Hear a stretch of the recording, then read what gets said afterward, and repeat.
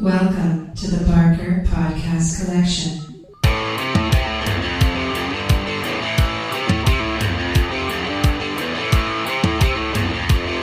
I suck, you suck, I suck at Call of Duty.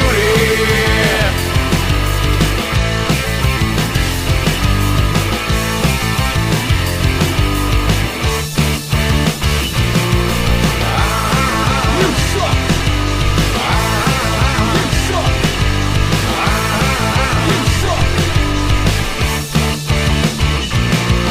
Welcome to the Not Playing Podcast. My name's Rob Howard, and this week I'm joined by Marcus Fairley. And this week we're also joined by Will. Hello, I'm Will. Nice to meet you. Will's here from the Not Listening Podcast, giving us a bit of a hand because we've been a bit short-staffed on the Not Playing Podcast in recent weeks. But we've come together. We've basically twisted his arm to come on and talk about RPGs, just in general, I think. So, how should we begin this? I kind of thought it would be cool if we just sort of explained like what our favourite RPG is and why we like them, and just kind of go round. So, do you want to go? Do you want to take it first, Will? I'll be honest, I'm more than happy to. I would have to nominate something by Bethesda Softworks because I'm obsessed with them. But I'm going to go slightly different to most. I'm actually going to say the one that I fell in love with, which was Morrowind. Elder Scrolls 4, I think it was. No, Elder Scrolls 3, Morrowind. I was actually looking back at this recently. Kotaku did a good article on it, and I realised what it is that's been missing in the last two. So in Oblivion and Skyrim and the Fallouts, you'd get this map marker. So you'd go and you'd find someone, they'd say, I've got a real problem. I've lost this item. Can you go and find this item? And you go, certainly. I'd love to go and find that item for you because I'm going to get some experience or level up some skills or get some loot. And all I need to do is follow this arrow on my minimap and I'm going to go and get it. It's a lovely thing to do. But if you go back to the days of Morrowind, what would happen is someone would say, can you find this item for me? And you say, yes, I'd love to find that item for you. Where is it? And I say, well, go to this village and then follow the road north until you get to a lightning-blasted tree trunk. Except these horrible flying things are going to attack you and they'll annoy the hell out of you. But once you've killed them, go to the lightning-blasted tree trunk and then go east for a while until you see a cave. In that cave, you will find it. And this stuff would write down to your journal. And you'd actually have to remember it. You didn't just go, right, next quest, click on it, follow the link, it'll tell me what to do when I get to the point the arrow's pointing at. And I miss that shit. I really do. Yeah, it's a far cry from in Skyrim where you're kind of able to just cast that clairvoyance spell. And I literally felt like I was playing like Donnie Darko the game in that, where I was just literally casting that because I almost felt like I was speed running that game because I was on such a mission to finish it after so long. But I know what you mean. It's good to have a game where you actually have some real sort of context to what you're doing. And I really enjoyed Morrowind. I never finished it. Oh, I finished it and all the expansions. I loved it. I spent so much time in that world. I remember finishing work and saying to my colleague who didn't get it, he was more of a guitarist than a gamer, it's like, I'm going to go home and I'm going to continue being a wood elf. It was a magnificent feeling. Yeah, the one of those games that really got me was Oblivion, because I think it came out at the time when I was at university, and you kind of have a little bit more spare time then. Yeah. I think I did about 300 hours in Oblivion. Yeah. That was amazing. I've probably done at least that in each of the Elder Scrolls games. They're all just so good. I love the ability to be able to just go out and ignore any maps or any quests and just go, oh, what's going to be over that way? I don't think I've ever walked there before. And you just find stuff. You find these caves and you find these weird sites and these little stories. Although Skyrim was better on the little stories, although I'd actually say Fallout, sticking on the Bethesda stuff, is better. You can go into these abandoned vaults and you just read in the computer logs. You get a feeling for what's gone on there. They haven't done that so much in Skyrim. I think we'll see it in Elder Scrolls 6 a bit more. Yeah, it's between the Elder Scrolls and the Fallout games. They do definitely sort of crib from one another. Oh, absolutely. I mean, for me, actually, one of the those games that I really liked was actually not by Bethesda. It was Obsidian who did Fallout New Vegas. New Vegas was wonderful. That was a superb. That's my favourite Fallout game, without a doubt. Yeah, I think so. Me too. Because I think what they did, and I don't know if you played it with the optional survival mechanics, but where you actually had to sleep and had to sort of eat regularly. They brought more role play into it, but also there were things like, in Fallout 4, it was very disappointing. You could have a high charisma or whatever and get the perks there, but it made no real difference. It was only charisma would ever affect whether you got certain dialogue choices, and those would only ever affect whether or not you got slightly more money for a quest.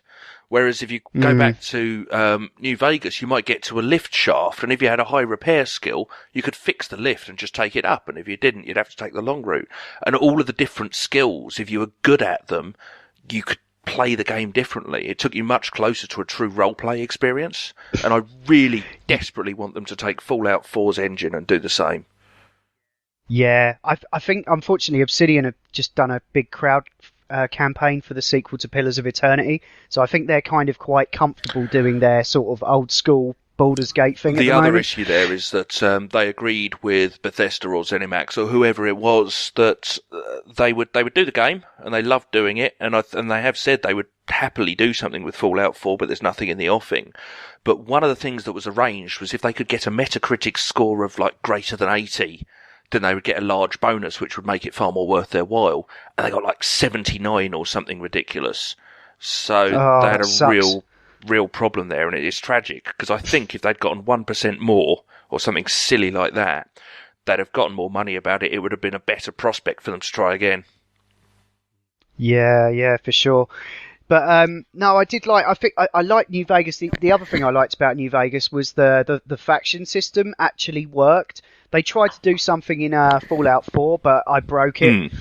It just gets to a point where there's a mission that I think in Fallout 4 that's supposed to be kind of like a definitely a kind of big pivotal scene in the game. Yeah. And because I had managed to play the faction so well, I literally was able to just walk in and walk out. I was friends with everyone. And I just feel like there was no conflict in that at all. What the fuck? That shouldn't be possible. And then I know, but I managed to do it. No one attacked me. Everyone was green. I don't know what I did, but I broke it. I don't know. When I play RPGs, I do often try and go for the kind of charisma based stuff, because I feel like there's always a much more interesting outcome than getting into a gunfight, because you'll get into gunfights anyway. Yeah. But I feel like if you have those sort of persuaded, sort of intimidation type skills, you kind of, I feel like that opens up. It's a different route, yeah, game, definitely. You know? I generally play as a stealthy type, and fuck charisma, because they're never going to see me, let alone talk to me. Skyrim, one of my favourite ways to play was just an illusion assassin. You spend loads of time spamming muffle to up your illusion skill till you can get invisibility spell, and then suddenly all you do is you sneak past people, cut while you're invisible, and just turn up behind them and slit their throats with your magic gloves for sort of 24 times damage. And I loved doing that. I just really took great satisfaction until I met a dragon who wasn't affected by invisibility or daggers. No. So I got up to this massive level and had to just run away from any dragon there was. I mean, don't get me wrong, I'm saying Morrowind was good, but I've loved every Elder Scroll, all of the 3 Elder Scroll games I've played. I never played Arena or Daggerfall, but they were pretty magnificent. Those two are kind of, you'd have to really have your rose tinted glasses on to get through them, I think, these days. Yeah. They haven't aged especially well. You know what I would love to see was the guys that did Fallout New Vegas get a crack at the Elder Scrolls. Now that could be pretty fucking cool. Yeah, because I did wonder for a while, is Elder Scrolls just now going to be that online thing? No, that was the thing, is that wasn't even the same software house. That wasn't Bethesda Softworks or whatever they are. That was a different ZeniMax related studio. So I like to think that just didn't happen, the whole Elder Scrolls Online. It's not a thing I've played, not a thing I will ever play. It might have some of the lore in it, but it's not going to be the same. No, it's clearly they're clearly working on the next one now, I would imagine. Yeah. Although they've said apparently that they're working on like 2 other games that are not the Elder Scrolls license at all, so they might actually have something out before there's another Elder Scrolls. I'll be honest, I think I think having Yeah. that. Yeah. Sorry, go on. Sorry, I was just going to say, I think by having that online game there, they kind of keep one foot in the water with that franchise. It's still a going concern, you know. But I think they might be leveraging that to do something entirely different, which would be cool. You know, I'd like to see what else they could do apart from those 2 giant franchises. Yeah, I must admit it's quite interesting because you got like Todd Howard and Pete Hines are the 2 main spokesmen for them. So Pete Hines covers pretty much everything ZeniMax puts out. So Prey, was Doom under them? Was that idea now under ZeniMax? So if he said it, saying we've got 3 major projects, then Prey would be one of them, and there's all sorts of other stuff, but Bethesda Game Studios themselves would be working on one thing. But if it was Todd Howard that said it, he's just on the Game Studios side, as far as I can tell, just those guys. So I can't remember who actually said they were working on 3 things, but I think it was Todd Howard. But if they're going to put out a new IP... I think it was him. If they can put out a new IP that basically sits in the same sort of style as Skyrim or Fallout, I'll buy it day one blindfolded, no problem. And then swear at the bugs. Anyway, but that's me. This. Sorry, yeah, I'm looking on Kotaku actually, and it says sounds like Bethesda's changing things up after Fallout 4. Well, they've ramped up. They've ramped up their development team capability, although arguably the technology requirements need to be ramped up anyway. But yeah. Well, yeah, that's it. Yeah, it may well be that we're in another console cycle by the time the next Elder Scrolls comes out. But then I don't know if console cycles are a thing. Really, yeah, I don't know if that really counts anymore.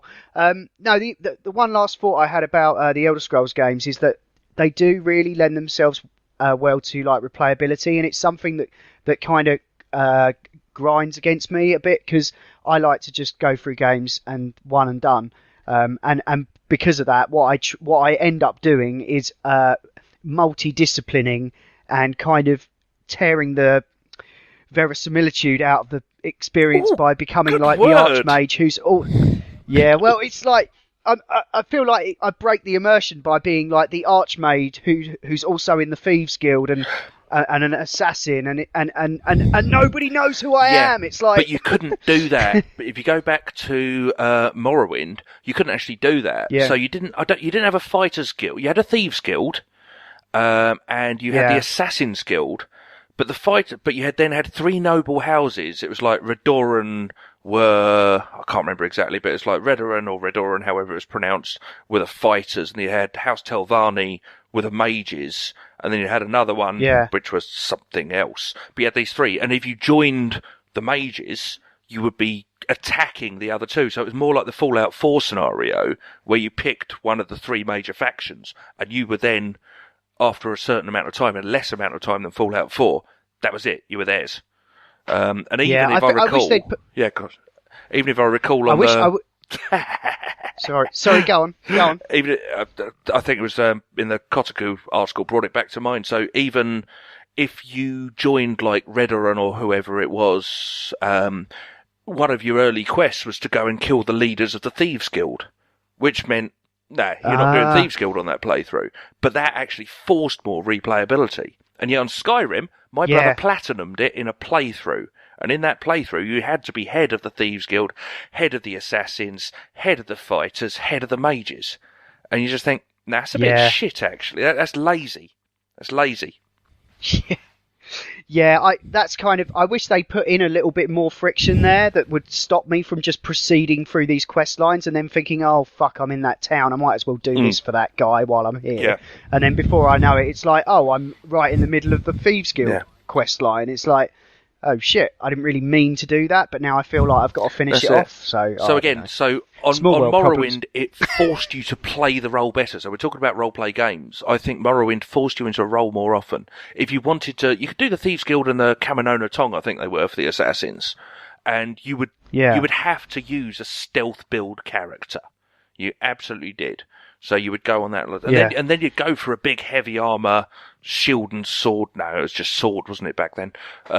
Sort of heavy armor fighting character to play through the other one, and then you'd go for a mage character. You played a character and you went the way that character would go. Proper role-play gaming.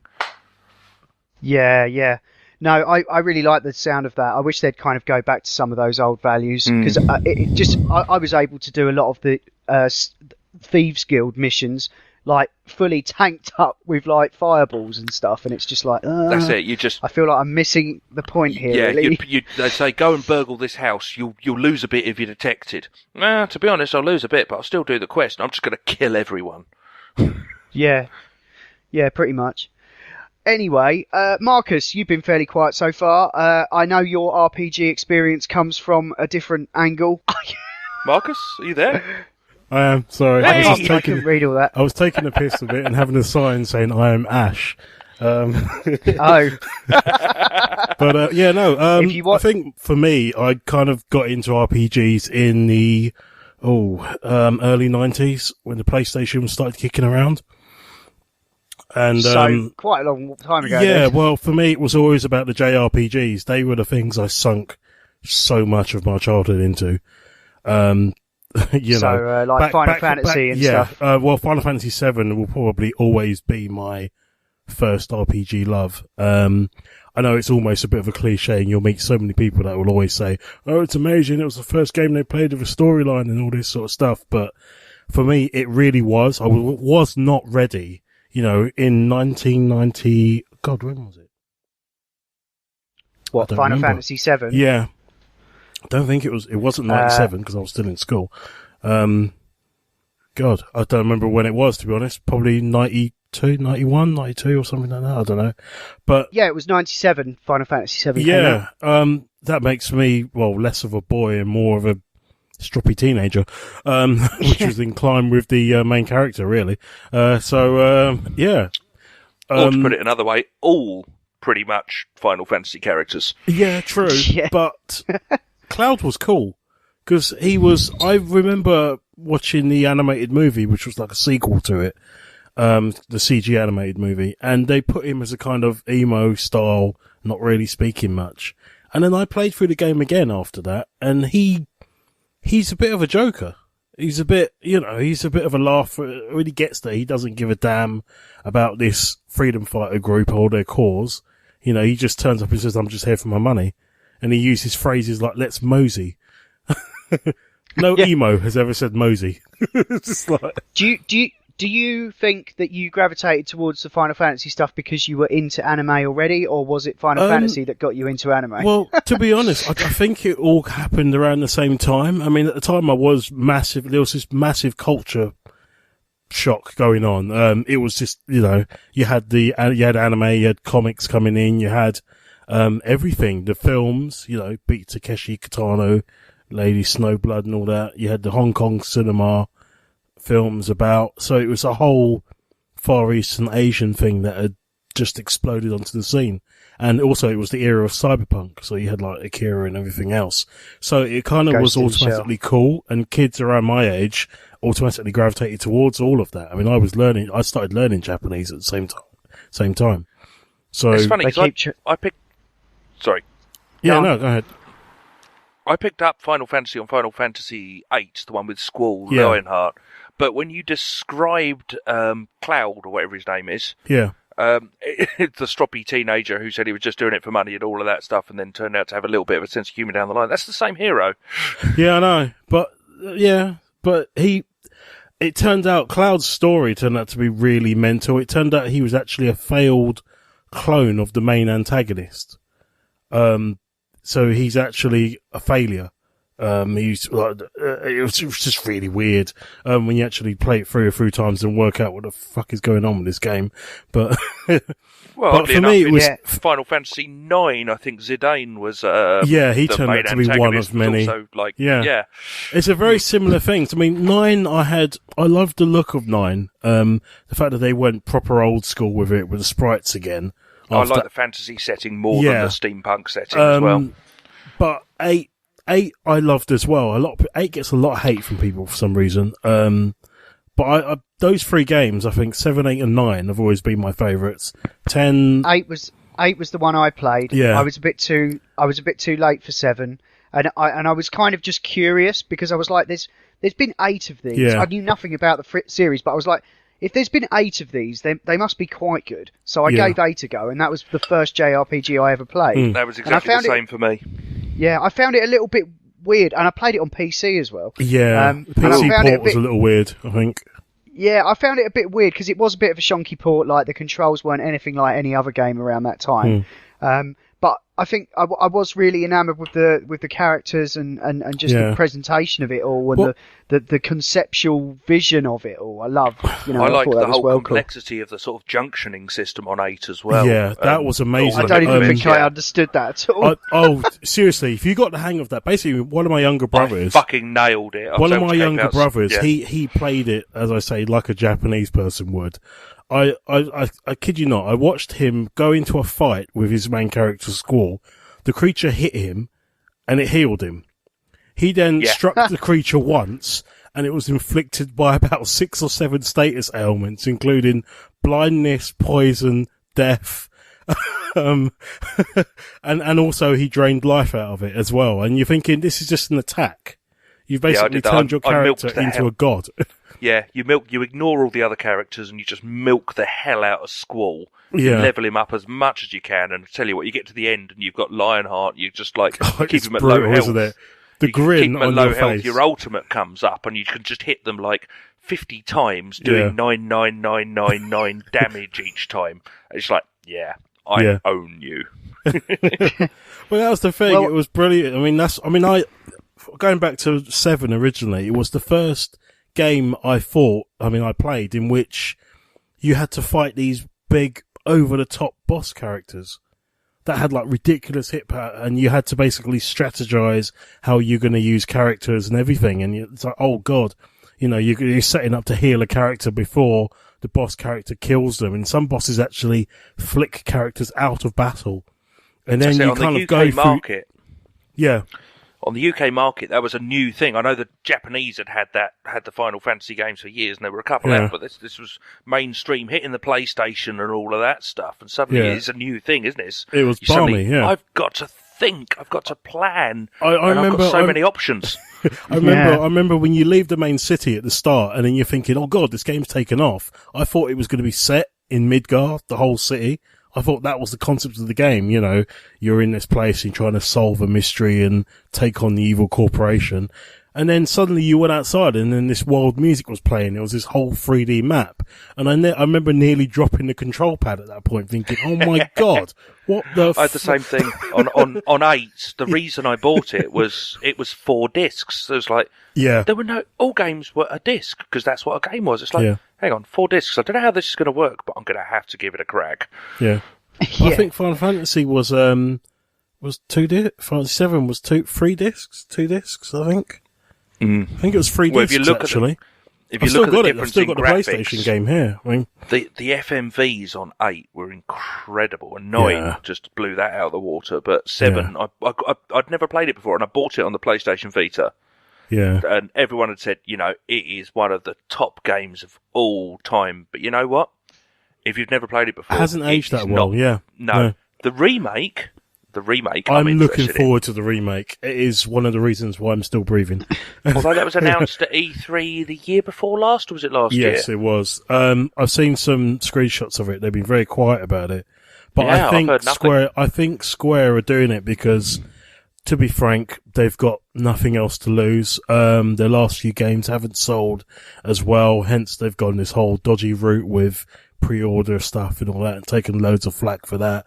So they've basically break the glass in case of emergency and press the button on the Final Fantasy VII remake.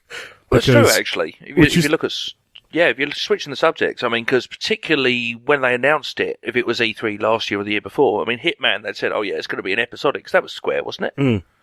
Yeah, it turned out the episodic for Hitman went down a treat. Yeah. So it's the difference between me actually playing it and not playing it, because while Hitman's kind of a low priority franchise for me.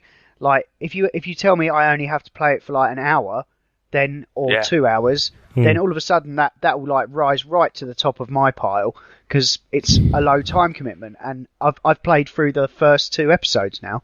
Yeah. Pretty cool. So I that's just put the it on my difference wish between- list, wait for it to be on sale, and then pick it up for like half price. Yeah. It's great. See, that's I've the got difference 3. between. Sorry, that's the difference Go between on. me and you, I guess. Then, because I haven't been playing as many games as you, I've still got enough time stock or whatever, backed up, so I could, with the right game, with the right characters and the right incentive, I could quite easily sit down and just do hundreds of hours in the game because I'll just get lost. And I've got 2 children. I don't think the remake of Final Fantasy VII is going to be the game that I want to. That I think it's going to be. People are expecting it to be basically a remake of 7. It's not. It's going to be different. The way games are made now is different. The world has changed a bit more. Yeah. And that's why we'll never see a proper remake of the Elder Scrolls Morrowind. No, there's a although fan they are remake. trying. Yeah. Yeah, there's the Skyward. fan remake basically done in TES Construction Kit 4. No, it's the Skyrim one, isn't it? But even then, they've had to remove a lot of key things like the levitation spells and the jump spells. They've had to remove a lot because it just isn't handled anymore. They took so much functionality out. Yeah, I remember the levitation. That was balmy. You'd be able to make items, wouldn't you? And you could you'd get boots of levitation and be able to like go up mountains. That's it. You could just God, fly that'd be anywhere you handy wanted in Skyrim. Yeah. That would have been handy in Skyrim. Oh, Fucking fuck hell. yeah. I'll tell you what, for that, one of the first main quests when you got to do the 1,000 steps or whatever, just go, no, fuck that, I'm flying. Yeah. No, back to Final Fantasy though. Quickly, I'm interested in the remake of 12 they're doing. Well, it's not really a remake; it's like a remaster for HD PS4. remaster. That's out this year at some point, and I always remember that getting crazy reviews. But it came out right at the tail end of the PS2, and like by then it was just like going back to the PS2 after the Xbox 360. It was like, ugh, low def. Do you mean 10 rather than 12? No, I mean I do mean 12 because 12? 10 was 10 12 was is the one with that oh yeah. Sorry, go on. Yeah, 10 was Tidus, wasn't it? With the it was the stupid mage, ball, with the guy belts. that threw a fucking volleyball at his enemies. Yeah. That was ridiculous. That was the start of the end for me, to be honest. 11 was that fantasy setting again. Yeah. I think it was the last fantasy setting they did. I enjoyed that, but I didn't finish it. It's the only Final Fantasy game I've same owned with 12 that for I me. didn't finish. I had 12, I didn't 11 finish was it. 11 was the MMO, and 12 was the single player kind of fantasy thing. MMO. That's Sorry, that was that's 12 got then, like, yeah, that's got 9.5 out of 10 on IGN, and I would say though, was prepared very to be well annoyed. regarded. I would say prepared to be annoyed greatly by 12. There are some mechanics in that game that make me want to slap the person that did it.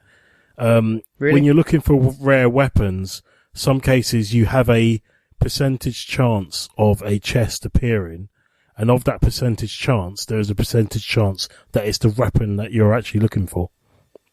Nice. So you A go to the percentage bottom of of a this dungeon. You go to the bottom of this dungeon, fight these things that could probably kill you instantly, survive that, and it may or may not be there. The chest may or may not even be there. And also there's the end boss as well, which takes end boss mechanics to ridiculous levels. I don't think I've ever fought an end boss in which you get a quote come up saying the end boss's name, I can't remember his name, is immune to physical attack. So you think, okay, I'll hit you with magic. I know how this works. I'll hit you with all my spells that I've been saving up for ages. Oh, you're immune to magic now. What do I... Oh, I just take a beating. Yes, this is amazing. This is gameplay. Oh dear. When you're watching I your am characters- interested in that though. Yeah, no, I'm to be honest, I think, I don't know, I still have a weird soft spot for the games, but I think when it became sort of like the idea of setting up gambits and having characters running around and there's lots of numbers coming off and you're not quite sure, you're in less control of the game than you were. Yeah. I mean, I'm enjoying 15 because I feel as though I've got more control over this. I was going to move the subjects there, actually. 15, so you've got it. Rob, have you played it? No, I do intend to get to it if maybe. I don't know. I'll either get 12 or 15 later this year. I think. I would say Well, in that probably case- Rob play 12. Yeah. Really? I'm finding 15 a tiny bit dull at the moment. Is it the whole in dude bro terms of- thing? Well, it's just something about it. Just feels you feel it's like maybe it's the voice acting that just feels a bit like, hey dude, what's up? Hey, we Genuine better go question. to the shop. Genuine But- question. There's basically these 4 male dude bro leads. Yeah. And, I mean, it's classic Japanese gaming, but normally the Final Fantasy games have been very good on having female leads as well. Yeah, If you exactly. think about all of them, even if it's never the main hero, except for Lightning, that was fine. So what was that, 13? She had 3 games as well. They've Yeah. basically just gone back. Oh, actually, it's just a load of blokes. Come on, because it's men that do this stuff properly. Rah. for me, it's really weird because I was really geared up to playing 15 because I'd watched the what was the name of it? Kingsblade or something like that. Kingsglaive, yeah. I'd watched the movie which is supposed to be set alongside that. Yeah, like So a there's prologue? events from the past, prologue, and sort of going alongside. So I was like, oh my god, this world looks amazing. And I've been intrigued by this game since it was called Final Fantasy 13 Versus way back in, back before Final Fantasy 13 came out. Of course, to be that was honest. PS2 era, wasn't it? That's what this Yeah. game actually was originally. Oh wow. So and it just feels I'm struggling a little bit with it. When I get back into it, and you get your mojo on, you're enjoying the battling system, and you're running around at night, and an iron giant tears its way out of the ground like a demon from hell, and you're like, oh my god, I'm at such a low level, but I'm going to try and take this bastard on. It feels great, when you win battles and you're not sure whether you can pull it off. It has that still awesome rush of adrenaline that RPGs give you, but I am struggling with it, but I don't know whether that's because it's me and I'm struggling with games in general. But I just find that I don't associate with the characters much. I get that impression. Like I say, I'm not interested in the 4 young dude bros. I loved in the previous games, you had like the Squall and Riona and the Selfie and 8, and you had and Zell was really the clown. good. He was like the crazy clown. But if you leveled him up, he basically had a whole gambit system of various attacks and stuff, and you could create like an infinite loop. So if you wanted to take it, because I remember watching my younger brother Lavelle, he took on basically what was the biggest boss in that game, Final Fantasy VIII. It was an ultimate weapon, and he killed it by doing 2 moves repeatedly. He'd perfected the art of basically selecting within split seconds, selecting the commands, and he created a combo loop that killed this thing dead. It didn't even get a single attack off. And I remember looking at that thinking, how long have you been playing this game? It's just, but Yeah. it was, I'd missed the grandiose. I mean, 15 gives me that sort of going up against enemies that are huge and ridiculous, and you're taking them on, and it's like, oh my god, you feel like you're in a fantasy world. And I should love 15 because it's sort of medieval mixed with modern era. But something about it's a little off. Yeah. Maybe I need to play more. Maybe it's just me. I think it's just Stick me. with and it. Yeah. Stick with it, get towards the end, and let's have a proper chat about it. I 'cause, think we'll, it's, yeah. Watch this space, listener. I need to know. So, does that take us Yeah, on to definitely. Rob? Yeah, I was going to move into what I think is my favourite RPG, and it's quite a recent one, really. And you know what I'm going to say, The Witcher 3. Fuck yeah, okay. I understand that. I understand that completely.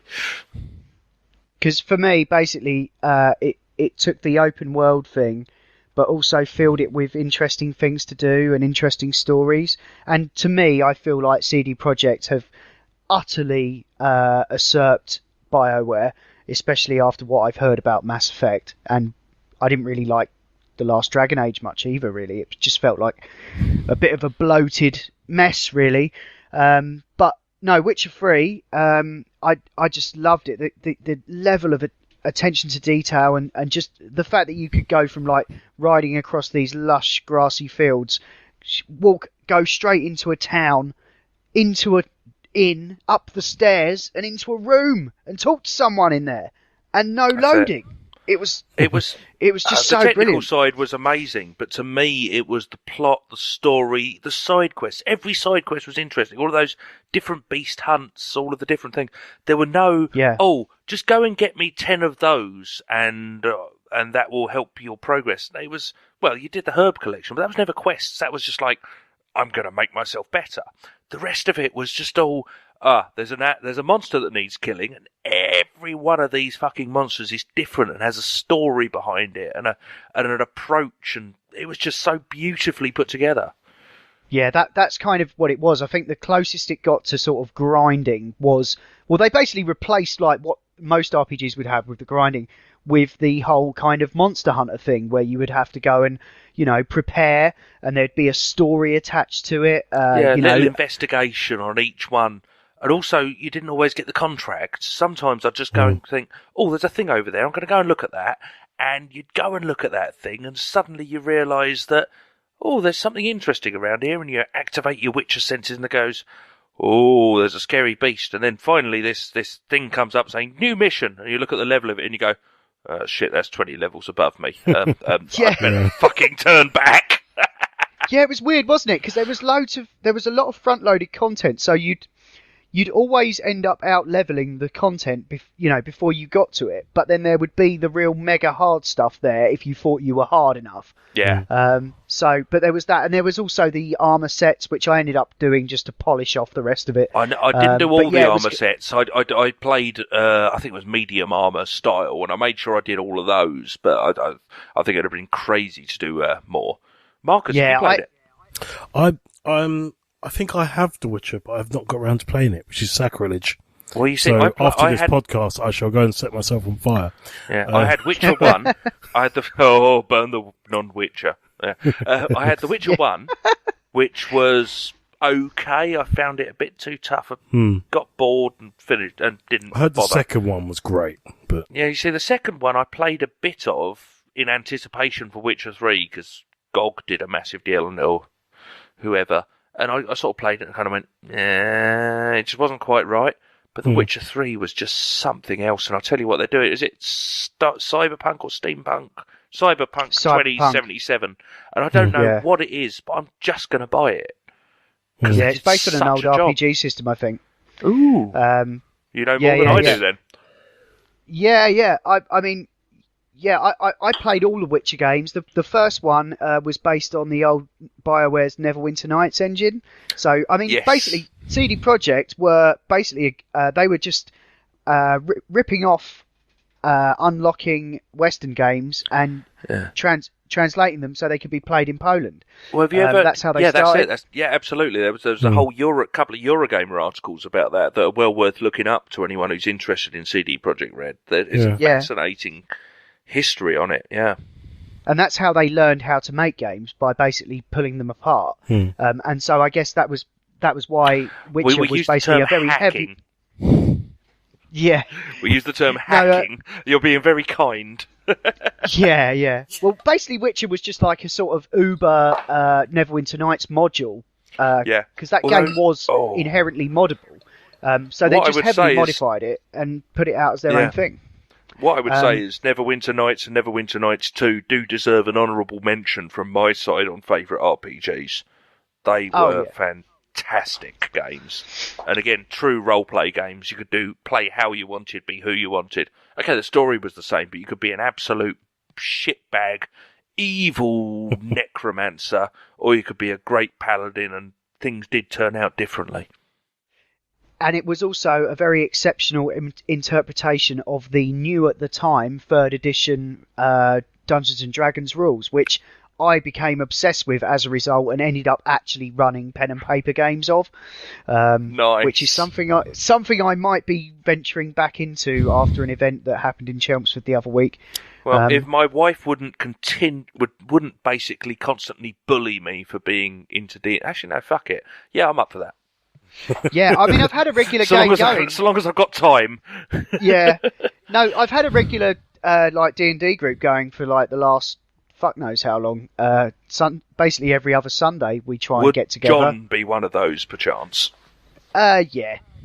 Yeah. He's actually Shocking. running. He's actually GMing the game that we're playing at the moment. Yeah. So, Sorry for but- listeners who may not be familiar. We were referring to John Marson of the Not Watching podcast fame. Yeah, may he rest in peace. Is he no longer with you? No, well, he hasn't been on a show for ages. He basically got married, and I think he's just too cool now to do podcasting. Yeah. Or he's too busy brewing beer. I think cool is not a word I'd use, but anyway, let's No. move off of non-podcasting people. Yeah, exactly. So yeah, where was I? Yeah, so Witcher. Oh yeah, I've been doing a bit of pen and paper stuff. Yeah, I wanted. We've covered The Witcher in quite great detail on this show before. But yeah, I wanted to maybe ask you guys, unless you've got any more thoughts on The Witcher 3. Only that anyone who hasn't played it should. Is all I will say. Absolutely. Have you played the expansion packs? Blood and Wine and Not yet, Hearthstone? Nor have I. I'm saving. I'm actually going to give it. I'm going to give it another year, basically, to try because you can apparently, with the expansion packs, or at least one of those, quick jump and quick make a character at level 30. But I don't work that way. So I would want to play the game from the start again and then go down the expansion route. So I'm going to give it another year. I think I'm going to do it just before like this computer needs to be like destroyed. You get it, like pick it up on the PS4, mate. You've got a PS4 Pro. You'll have an enhanced 4K version. You'll be able to pick up The Witcher for nothing soon if you can't already. Enjoy it on the PlayStation. Well, I played Witcher 3 on the PC. Well, yeah, I played Witcher 3 on the PC, so I think all my saves are actually backed up in the cloud anyway, so I will probably end up getting them on PC. They're super cheap on PC as well. This is true. I just prefer the comfort of sitting on my sofa.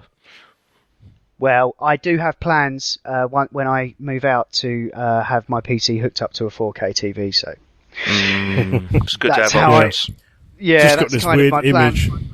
It's got this weird image of Rob sitting there in a robe with his control pad in his hand. It's fully operational PC. Yes. Oh, you have no idea the plans I have. Oh my god. Is it worth You'll going be into looking a at couple? your house going, that's no house. It's like, So That's I it, mentioned yeah. my honourable mention already, which is Neverwinter Nights, which is absolutely in my top RPGs. So anyone else got any honourable mentions on that? well, for me, I think, I've played a string of JRPGs, to be honest, they've all gone through. One that sticks out for me as a funniest experience was the original Monster Hunter. I managed to get an imported copy of it and played it. Would you but I define never that finished it. Is that a true RPG, would you say? Well, it was curious. my I first reckon it experience is. of a game-breaking event. Basically, you've got the big bad of the game, which is the big dragon that you see in all of the promo and everything. You're supposed to take that out near the end when you're of a suitable level. Me, as the idiot I am, I like to test games. So I run through a couple of areas and levels and continue. I see this thing fly overhead. I'm like, cool, where's that going? I run, continue running, dodging everything left and right. I'm at level 2. I keep running, dodging, not dying somehow, reach this point and goes, oh, you can harvest these eggs. I think, I'll harvest these eggs. I harvest the eggs. The eggs belong to the dragon. Oh dear. The dragon comes down, starts trying to kill me. I barely don't die. I've got a pip of health, so I start running back through the gates to the starter village thinking, fuck me. I can just hear the ground thumping, stuff's crashing around me. I go through the gates and it loads each one. I'm like, 3 or 4 levels later, I'm thinking I'm safe. I'm still like a couple of areas away from the village. I look over, the dragon lands in the area behind me and proceeds to then go through the gateway. I'm like, that bastard could travel through the areas I could load through.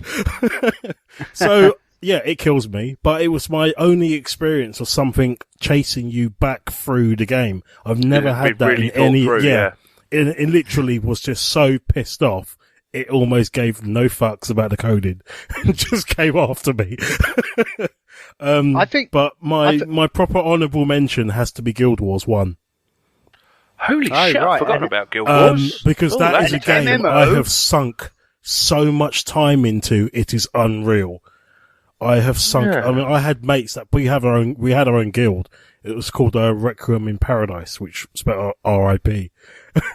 And my younger brother was playing it. I had mates in London playing it. When I moved to Chelmsford, we were still playing it. It literally carried on until Guild Wars kind of dropped off a bit, and then Guild Wars 2 launched, and that kind of ruined the franchise for a lot of people. But man, that game has so much memories for me. So many memories. That's funny because I don't have friends that I play with online that much, to be honest. No, that was I have my friends, first experience and I have of it. people I play with online, Yeah. and I don't have both. You see what I mean? None of my Yeah. mates.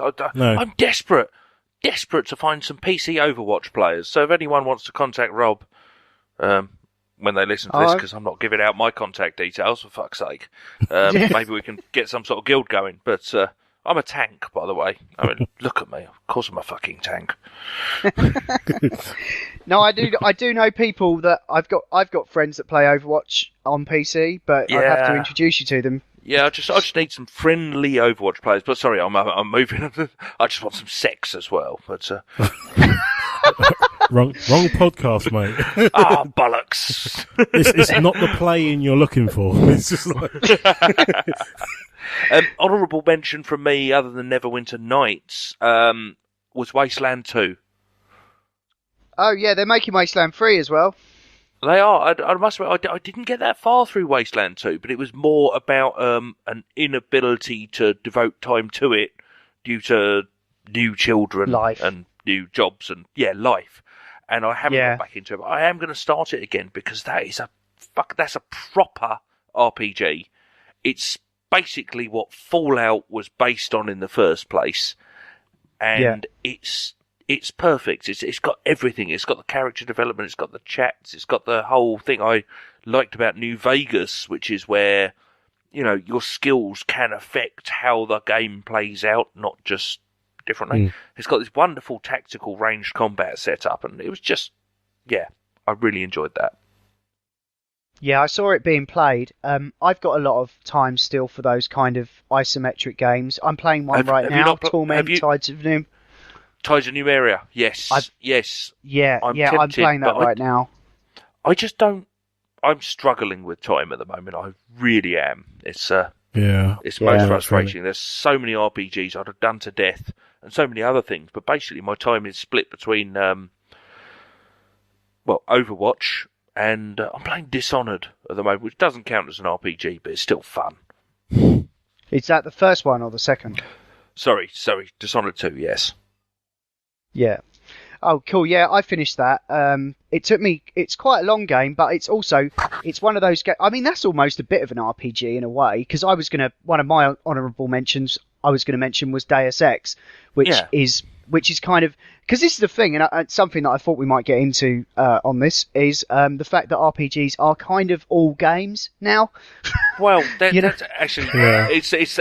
I must admit, and it's going back to it. It's the whole what is an RPG, and that's if you go back to my first game selection, which was Morrowind. It's because in that one you truly played a role, and you truly explored it, and you truly did the character, and I think that's what it's about. But I do get it actually. I mean, because Dishonored, I was a play as Emily, but you can get into the character because it's well done, and you can decide how she'll behave, how she'll act, how she will do things. So you're playing the role, and so I mean, action RPG is really just an action game where you decide how your character will behave. A true RPG, I think there's got to be a difference there. I don't think. Arguably, I think I agree with you. If you're invested in the character and you want the decisions that you make to be the best for that character, I think we've got a whole other podcast here. Possibly part 2, where we discuss what actually is an RPG. Because I tell you what, for a lot of what these RPGs are now, where they're full of flashy, brilliant worlds that you want to explore and compelling stories, I'm really appreciating to bring it back to Torment. Actually, I tell you what, skillfully. maybe.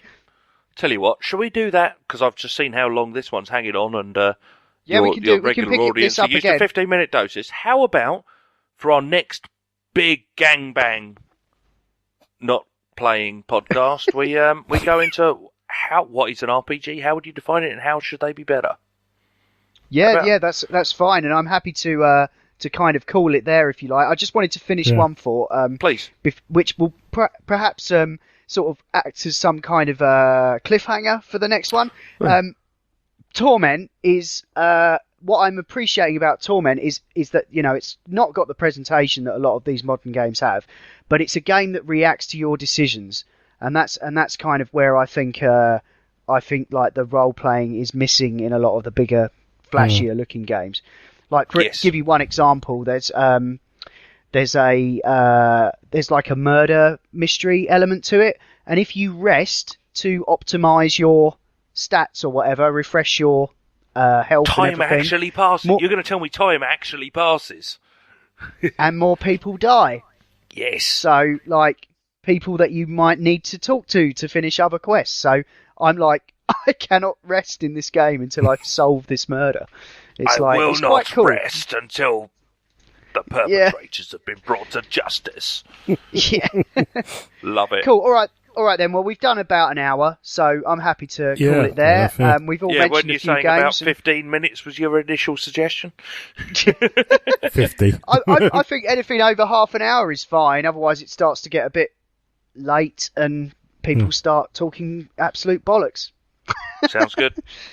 Cool. All right. Well, let's call it there then, and we'll maybe meet up in a few weeks' time and carry on this conversation about RPGs. Cool. All right. Well, cool. That sounds good to me. This has been the Not Playing podcast in partnership with notlistening.co.uk, where you can also hear myself, Marcus and Ian talk about movies and TV on the Not Watching podcast, and Adam, Ash and Will talk about all manner of funny things on the Not Listening podcast. You can email us at notplayingpodcast@gmail.com, or you can tweet at or follow us on Twitter at notplayingpod. You can find the show notes for this show at notlistening.co.uk, and if you're listening to us on iTunes, then please do give us a review. Anyway, that's all for now. Thanks for listening. See ya.